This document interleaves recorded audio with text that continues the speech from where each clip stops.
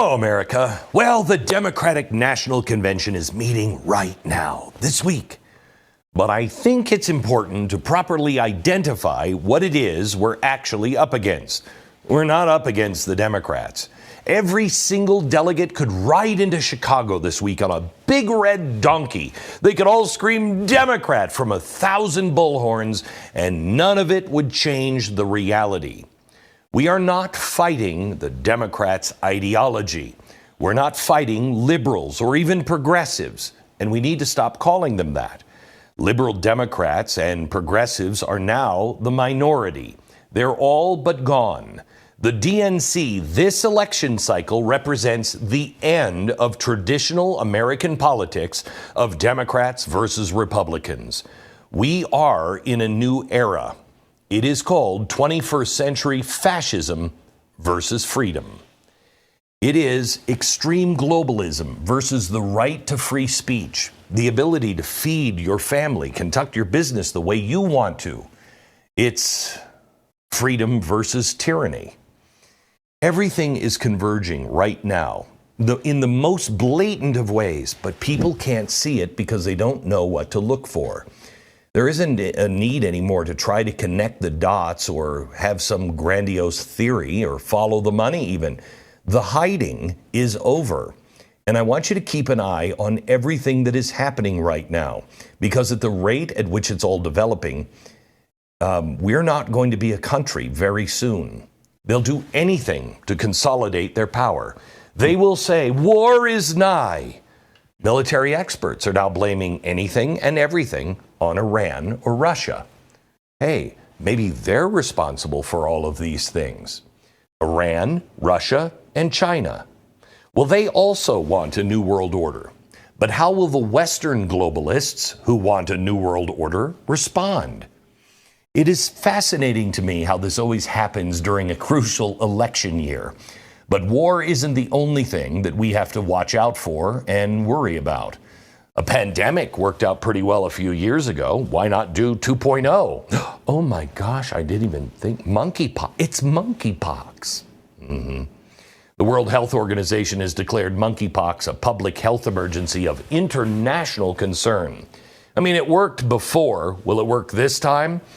I don't think it's going to be monkeypox, but it'll be something like that. Vaccine makers, the same companies that usually have an extremely close relationship to governments all over the world, are seeing revenues spike as global freakout begins. So, what are we fighting? Well, we're not fighting Democrats or liberals anymore. Look at what has been coming from the Harris campaign. They want to subsidize housing for the first-time homebuyers by double what it already is. Okay, so let's think this out. What does that logically do? Well, if you give everybody free money to buy a house, the value of all existing homes would double the inflation of what they already are. They'll effectively price millions of people out of the market, and you will own nothing. But remember, you'll be happy. And that's always been the goal all along. But it won't just be for home ownership. It'll be for everything. The Harris campaign has also talked about price control for things like food. Well, let's think about this logically. We've been down this road before. What happens every time? Well, price controls, all it does is make products from the grocery stores all the way down to the farms more scarce. Then mom and pop stores gradually die a slow death. You'll grow hungrier. But the large food chains that partner with the government, they'll be fine. You won't. You might be eating the zoo animals exactly like the people in Venezuela were doing when they did this. You will own nothing, neither food, home, nor business. You will rent at the subservience of public-private partners. The trend is picking up steam. Extreme renting is our new extreme reality. We are no longer fighting liberal Democrats. What we are fighting are people that view you and me as tools or commodities.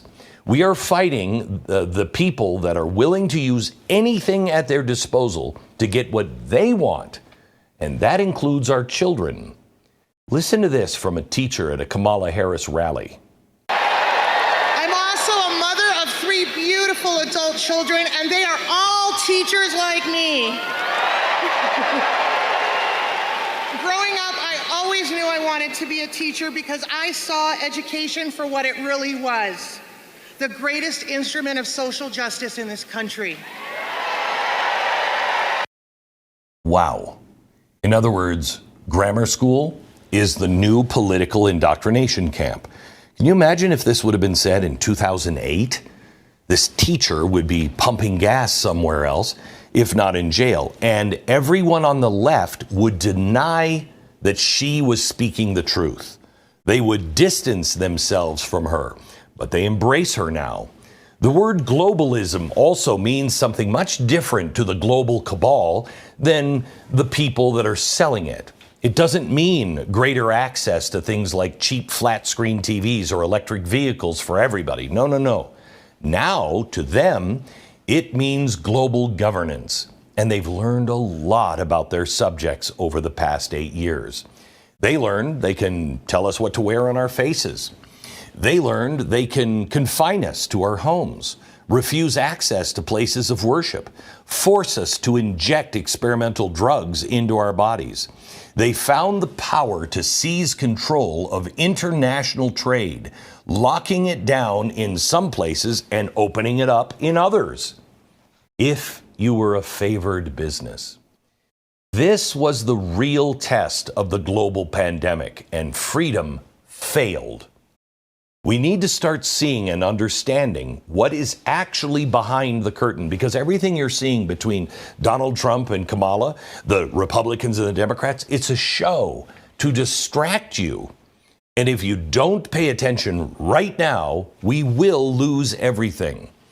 You'll hear a lot about this play out at the DNC this week. You'll hear about the trans agenda ad nauseum. Does anyone think that the trans crusade has anything to do with genitalia anymore? You have to see it for what it really is. It is a Marxist tactic for constant progression. The human body was made perfect. It was made in the image of our Creator. But even humanity can be sacrificed on the altar of progress. We'll also hear a little bit about inflation. But like the pandemic, it was inflation itself that opened the window for more globalist control. They'll make speeches thinking that we're actually dumb enough not to know that price increases in things like food and homes is because of what they are doing. They'll refuse to mention inflation and government spending in the same sentence. No, no, no. It's not their fault. It's the greedy food producers and the landowners. They're greedy. Get 'em. We need price controls. You will own nothing. And the plan is proceeding exactly as designed. Americans are no longer fighting this fight. This is a global takeover. Joe Biden and Kamala Harris are merely doing exactly what they are being told. Let me ask you. Joe Biden just signed a new nuclear plan in case we go to war with North Korea, China, and Russia. A new nuclear strike. Do you really think that Joe Biden came up with that? If not, who did? Who is running the country? These policies are destroying America, and they're being enacted not just here in America, but sometimes word for word. It's happening all over the world. They're passing the same laws. They have the same responses, and so do the people. There is a playbook, and you can see the destruction in every single Western country. And I'll show it to you when we come back.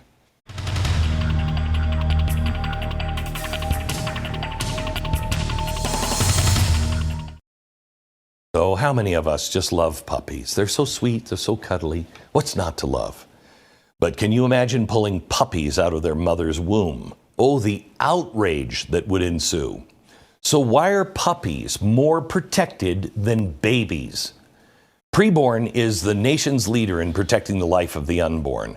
And by introducing babies to their moms through ultrasound, that changes the chance of life for that baby by double. That's why Preborn and their network of clinics offer free ultrasounds to women with unplanned pregnancies in the highest abortion areas in the country. Now, they not only do this by giving ultrasounds, Preborn rescues 200 babies every day. But they don't stop there.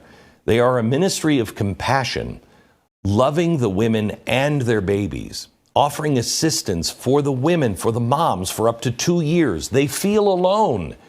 Preborn lets them know you're not alone. If you consider yourself pro-life, will you help in the good work of Preborn? One ultrasound is $28. $140 helps rescue 5 babies' lives. Every baby deserves a chance at life. Please donate your best gift today. Dial pound 250 and say the keyword baby. That's pound 250 keyword baby, or go to preborn.com/Glenn. Preborn.com/Glenn. You will own nothing and you'll be happy. That phrase was controversial when I first pointed it out to you. Oh no, that's absolutely not true. None of this is true. Well, that is the true globalist agenda. And if you own nothing and I own nothing, but we rent, who owns what we rent? The people we now call the elites. They are the highest echelons of government bureaucracy. They're the elected officials, the CEOs and board members of global corporations, and big money financiers funding the entire operation. But getting you and I to own nothing and be happy about it, well, that's a process. I mean, how do you go from a country that owns almost everything as individuals to owning nothing? Well, it says right here, our last chance. And that is absolutely true. Please hear me. This is your last chance to change course. We are now at the beginning of the end of this process. So what's the playbook? How do you get us from an ownership-centered society to servitude, where they don't own anything? This is how it works. Here's the playbook for control. The first thing you have to do is erode national sovereignty. It has to go away. Sovereign nations have the power to make their own free speech laws. They make trade deals one-on-one and shun massive global trading blocs because they're concerned about what's right for their people. They dictate their own response on things like pandemics and natural disasters.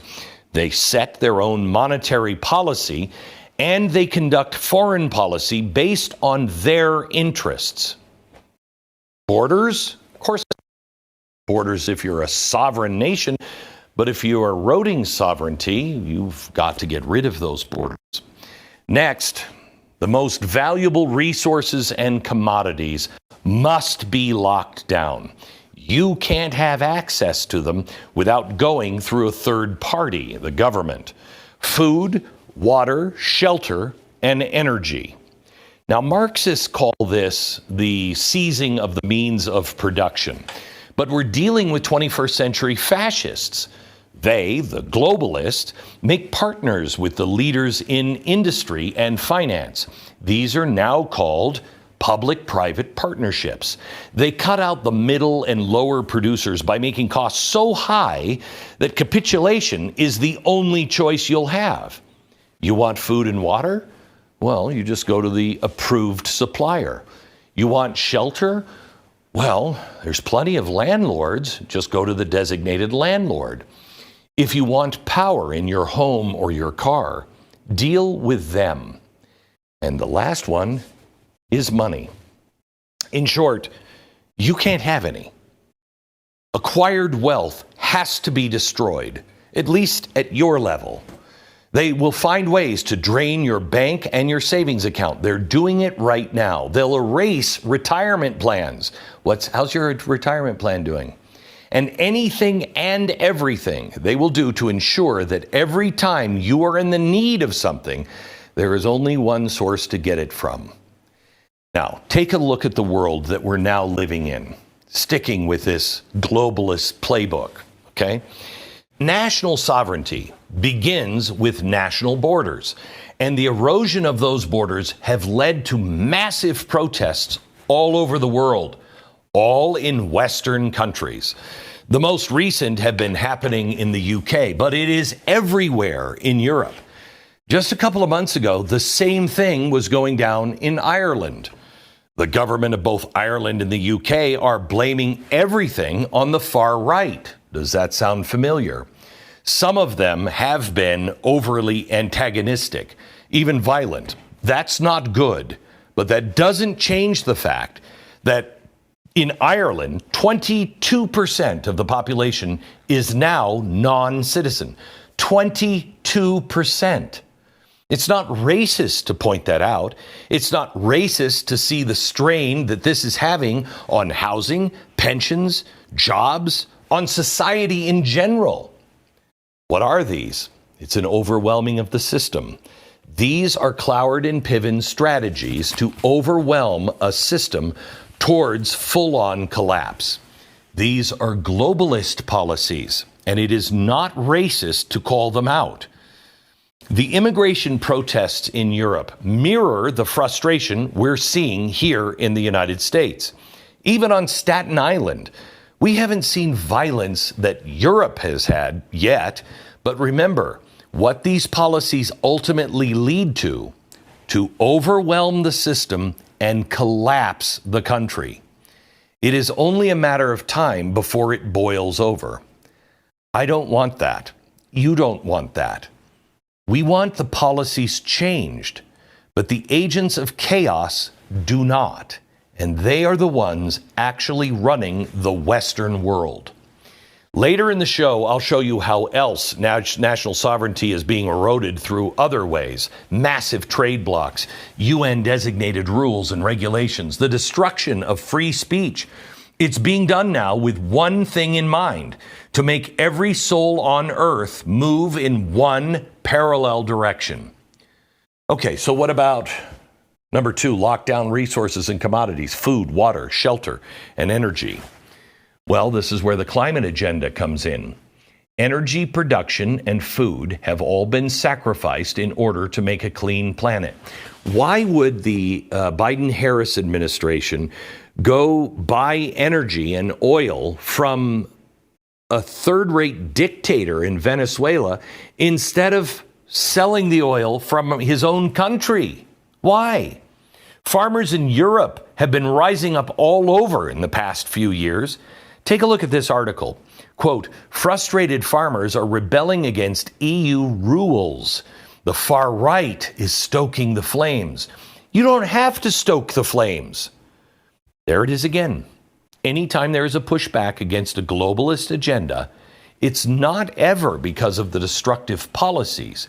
It is the fault of the far right. Soon, America, you will lose, I will lose, the ability to talk to you like this. You will have to find the truth on your own very soon. I will tell you that YouTube just took away some of my privileges to use YouTube. Why? Because I said something about England, and it wasn't controversial if you believe in the truth. But England found it controversial. So England, their laws, their rules now are applied to American companies, and they had to do it. It's unbelievable.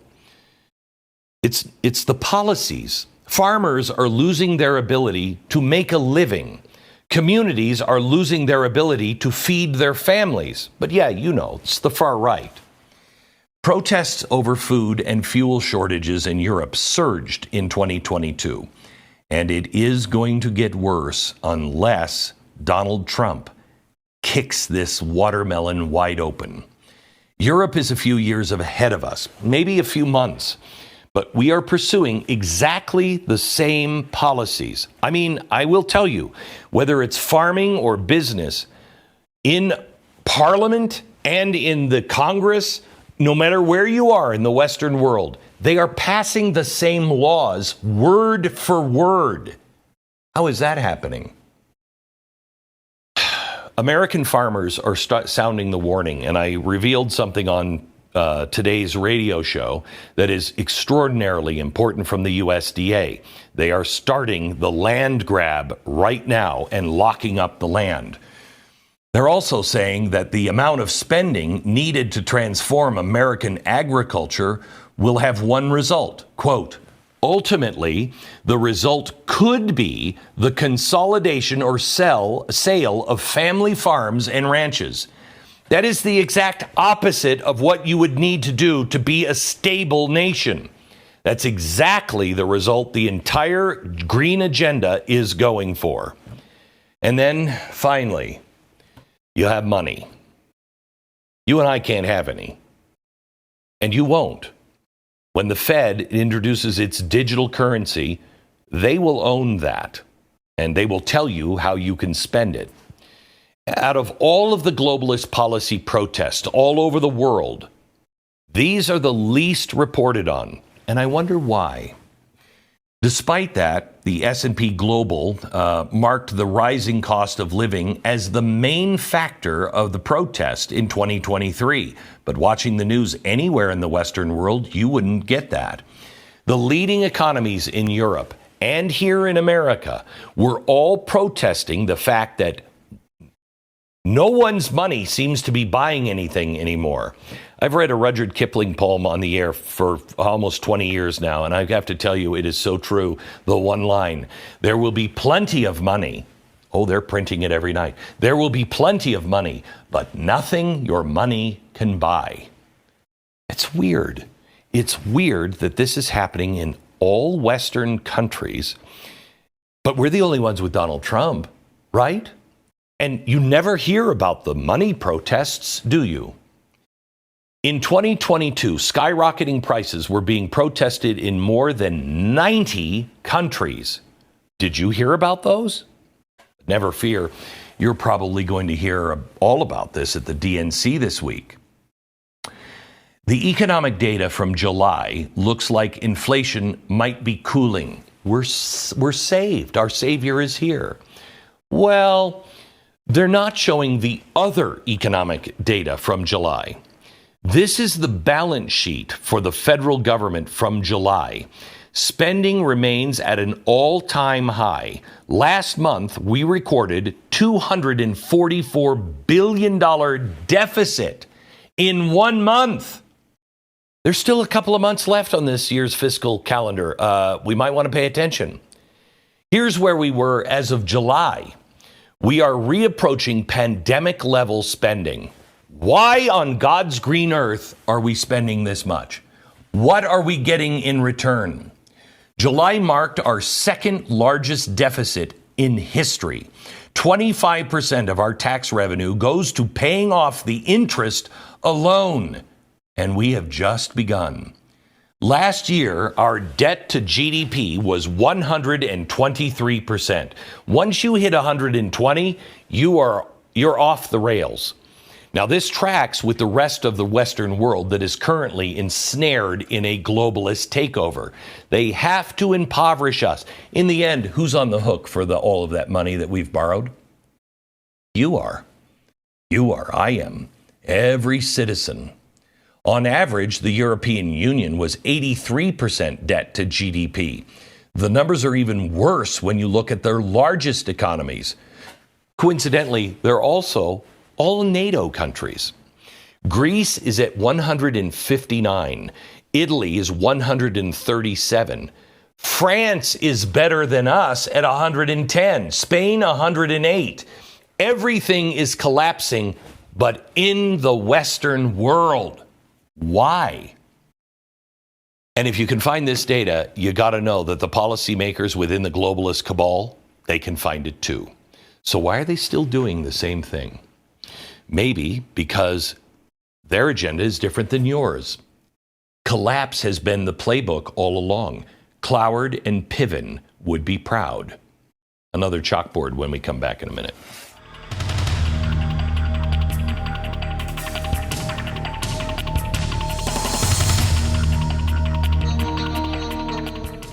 Well, I don't know about the monkeypox, but what do you do about the bird flu? There's one that could pop up. They're popping up right now. Birds are pecking people's eyes out. It's a pandemic. Be prepared. Now, there is something you can do to ensure that you and your loved ones may have the medication on hand when it's needed. It's called the JACE case. It is a personalized emergency kit that contains essential antibiotics and medications that treat the most common and deadly bacterial infections. It provides 5 life-saving antibiotics for emergency use. You just fill out a simple form online and you'll have it in case you need it. And there are add-on options too, like may I suggest Tamiflu, which is going to get harder and harder after any outbreak, which will never happen, hits. Jace is hosting an exclusive giveaway where you can win a Jace case for life. That's right, you could win a Jace case for every year for the rest of your life. There's no purchase necessary, so you can enter right now. Don't miss out. The giveaway runs until August 31st, so enter today. Go to jace.com/Beck, and when you buy, enter the promo code BECK at checkout for a discount on your order. That's promo code BECK at jase.com/Beck.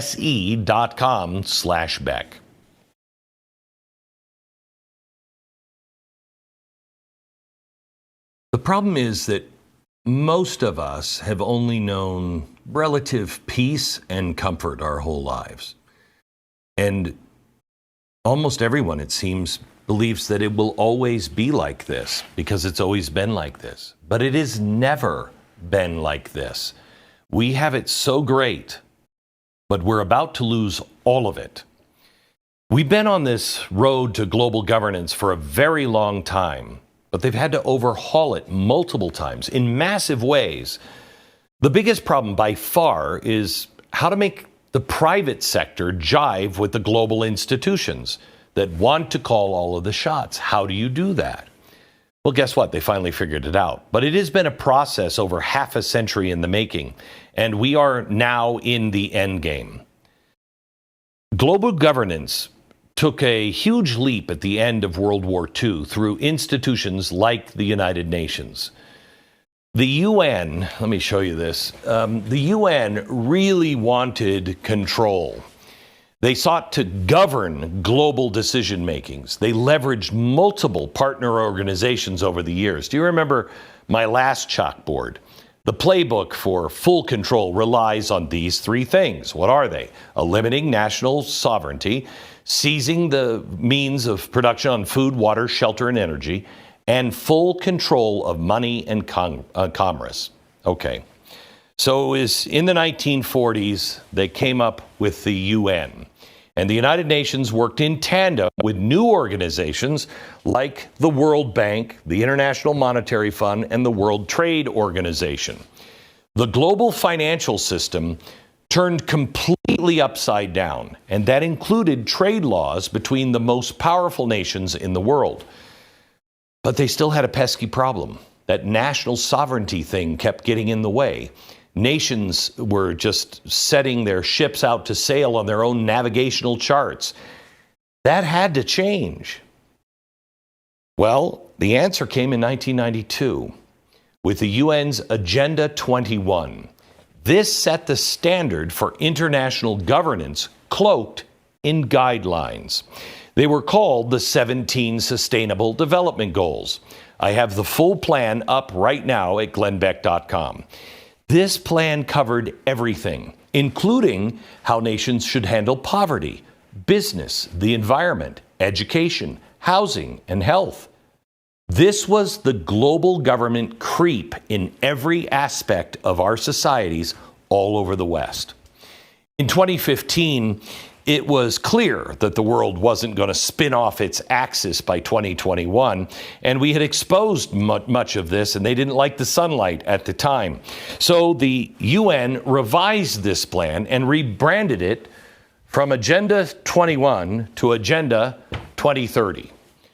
But it was all the same bureaucratic global bullcrap. It was nothing less than a full-on assault of national sovereignty. It now had half a century of influence from their main levers of power through the World Bank, the IMF, and the WTO. This time, it was being sold as a method to bring forth universal peace and larger freedom. Wow, that sounds great. One thing they didn't mention was the seizing of the means of production. Yeah, they didn't mention that thing. Controlling finance and trade. But peace and freedom, I mean, that is a pretty good sales pitch, I guess. But global government was smarter this time around. Agenda 21 failed in large part because it never addressed how to marry global institutions to private organizations. The only way to direct and seize the means of production was by somehow codifying the entire relationship. So the solution? It was this.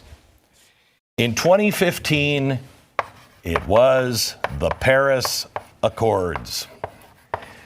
Do you remember when Donald Trump, when he pulled us out, they were adamant about this is the worst disaster everybody. And we all looked at the Paris Agreement. We're like, what is the big deal? The deal was, it was the bridge between the global institutions and big finance banks and the biggest corporations of the world. It was the bridge from the public sector to the private sector. Now they could become one. The directives mandated by Agenda 2030 had no teeth unless they were backed by money. Both the promise of financial incentive and the threat of financial ruin if a company stepped out of line. Do you remember when they, for the very first time, all the businesses got together and they said, we're boycotting Russia? McDonald's said they're not going to boycott Russia. 4 days later, all of a sudden, they boycotted Russia. And they left behind every hamburger patty and every, clown and every neon sign that was in Russia. They walked away from it. Is McDonald's that righteous? See, secret meetings were held at the Paris Accord that included some of the largest financial juggernauts all over the globe. An enforcement plan was drafted called the Partnership for Carbon Accounting Financials. Wow, that's the P, Partnership for Carbon Financials. Okay? This was the blueprint to give. What we now know is things like DEI and ESG. It gave them teeth, actual teeth. As per their website, this blueprint was brought to the United States by the largest trade union owned by the Bank of America, and that was SEIU. Yes, the famed labor organization. They have the amalgamated bank. Now, through this new financial bargain, there was now a link from global institutions directly to banks and then to corporations. That's the teeth. The bridge was facilitated by a private organization that had been active for a very, very long time. I can't believe I'm actually going to the Bilderberg Group, but I am. There's not a whole lot that is actually public about what they do, but we do know that they were the WEF, the World Economic Forum, for 2 decades before. Okay, they were not too far behind the UN in being founded right after the World War II. And they operated and still do very similarly to the WEF, but a little more secret. Their attendees meet every year and include the most powerful people in finance, politics, and business. I also will have this at glennbeck.com. Now, this is a list of the Bilderberg attendees at their annual meeting last year. It's almost the exact attendee list at the annual World Economic Forum. And there are the other group that has now been married to global governance institutions, the WEF, this group, all married on the bridge of the Paris Accord of 2015. This is the evolution of global government. It is also how the UN plans, like Agenda 21 and Agenda 2030, become actionable. In fact, they become codified. You have to do it or you're punished. It's how corporations like Harley-Davidson are now facing a boycott by their angry fan base for mysteriously turning their company woke. It's all been part of the plan. It's why Coke has betrayed its own values and country. It's why all of them have. This entire structure, this is what's transforming our nation, but it's nations all over the world. They are pulling the strings, and I'll show you more next.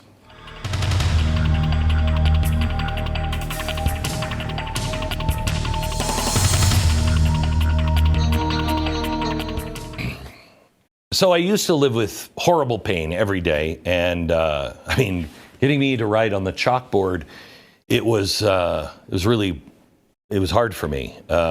And when you're in pain like this, it'll drain the color out of your world. Thankfully, I found out about Relief Factor, and that changed my world. I got my life back. There's color again. If you're dealing with anything like what I was dealing with, or maybe even worse, today is the day. Give it a try, please. Don't be surprised if you find yourself feeling like a completely new person. Relief Factor is a daily supplement. You take it every day. It helps your body fight that pain. It's 100% drug-free, developed by doctors to help reduce or eliminate the pain. Now, they have something called their 3-week quick start. You just try it for 3 weeks. If it doesn't work for you in 3 weeks, it's probably not. I think that's honorable of the company to say that. It's a trial pack. Now, 70% of the people who order it go on to order more month after month. ReliefFactor.com. Call 800-4RELIEF. Get the 1995 3-week quick start. Again, that's ReliefFactor.com, or call 800-4RELIEF. Relief Factor. Feel the difference. Earlier, I showed you some of the biggest flashpoints for protest movements all over the world right now. Spend some time, just look for protests on X or on Instagram. I went down that rabbit hole yesterday, and I was horrified by what I'm seeing over in Europe. The protests center around two big things: free speech and immigration. And what's happening currently in England is Exhibit A. Let me recap. This is what happened. There were the killing of 3 little girls in northern England. They were just at a dance studio, and somebody came in with a knife and just killed them and injured many more. That set off riots and demonstrations.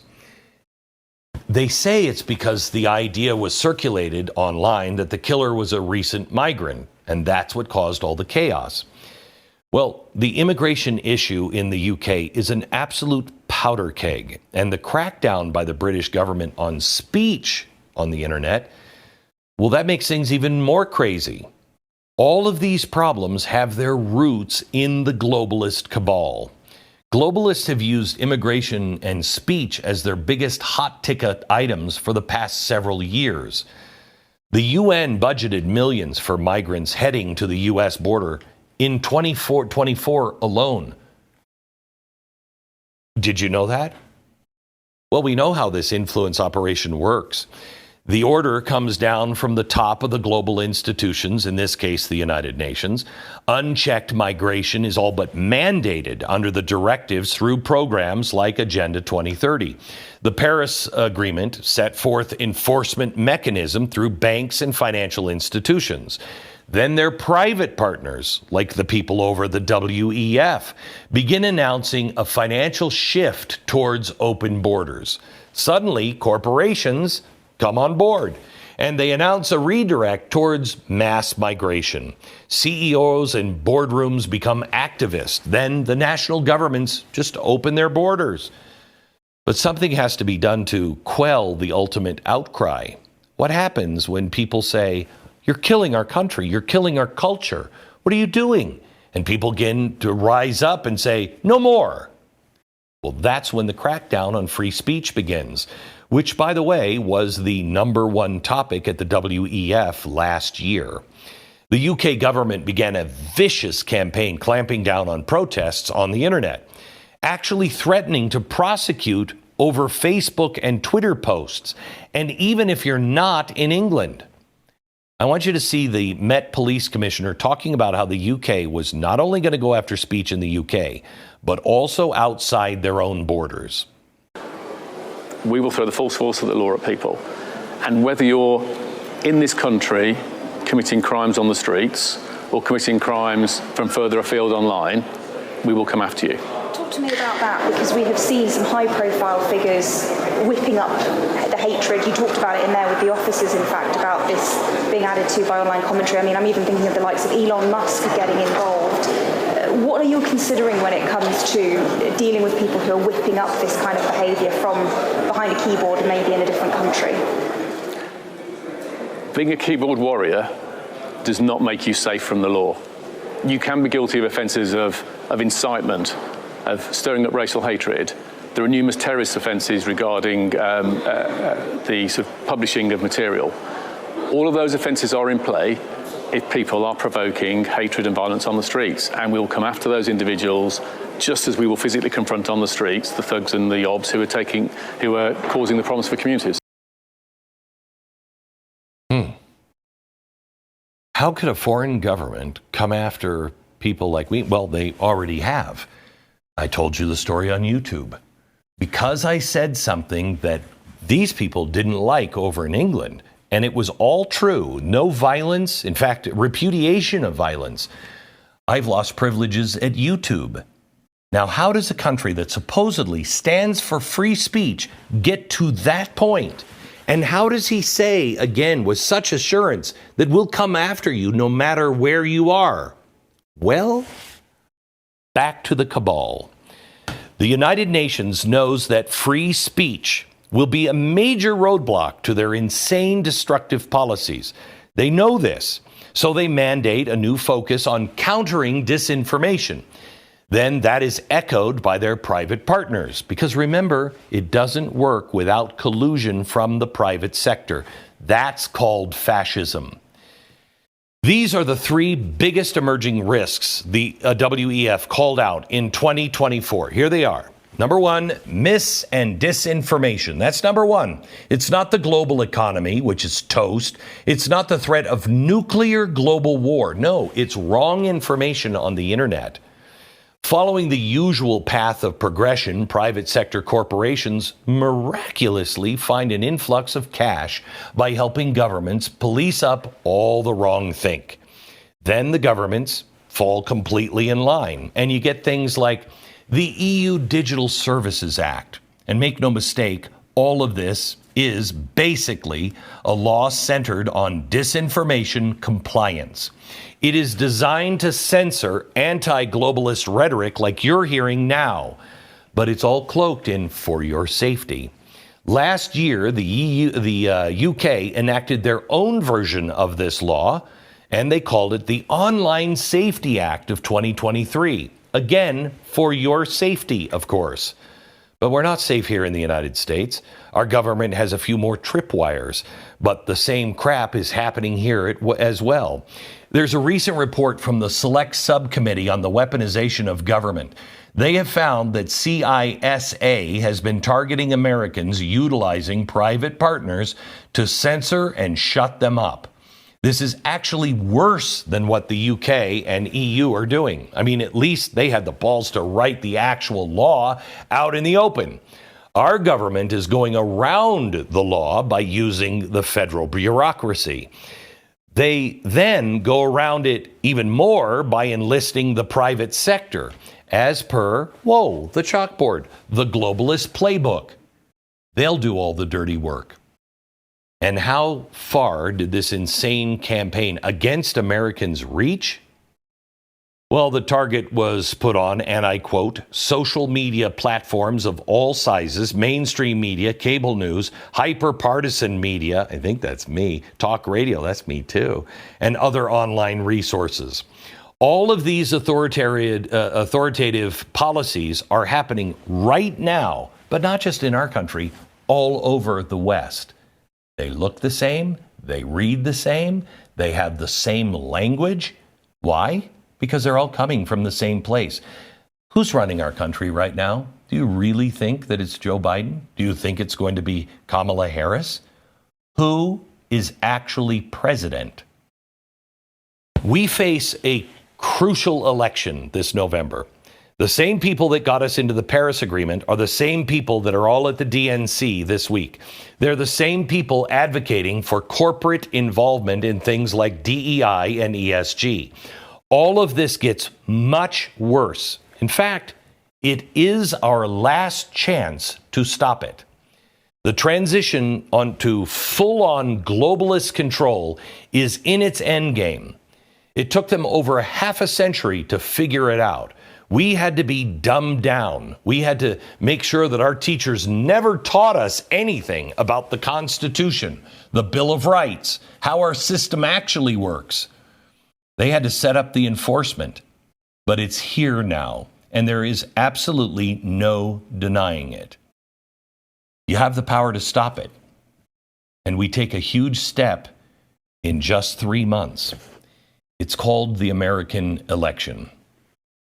Why do you think, with all of this happening around the world, why are we not here? Why has no one in the mainstream media said, wait a minute, wow, they're saying the same thing in the Netherlands as they're saying in Illinois. They're saying the same thing in Frankfurt as they are in Paris, Texas. Wait a minute, that law that they just passed is exactly like the law that just passed in our House of Representatives. I mean, word for word. Why isn't the media reporting that? Why do the Democrats have to get rid of Donald Trump? Because he's right.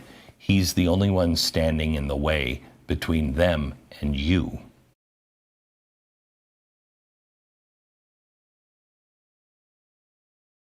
I've been doing this since 2004. On radio, I changed my whole radio program after 9/11. And I told you I would dedicate myself to find out what was going on. I didn't have any of the answers.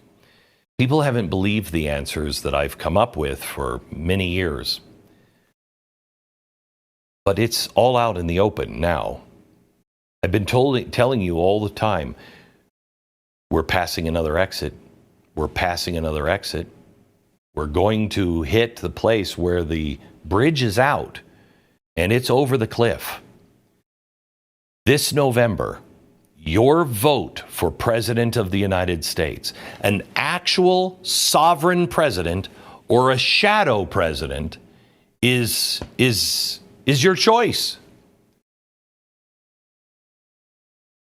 But this is the last exit. We pass this exit, we go off the cliff, and you will never put Humpty Dumpty back together again. From the Mountain West, good night, America.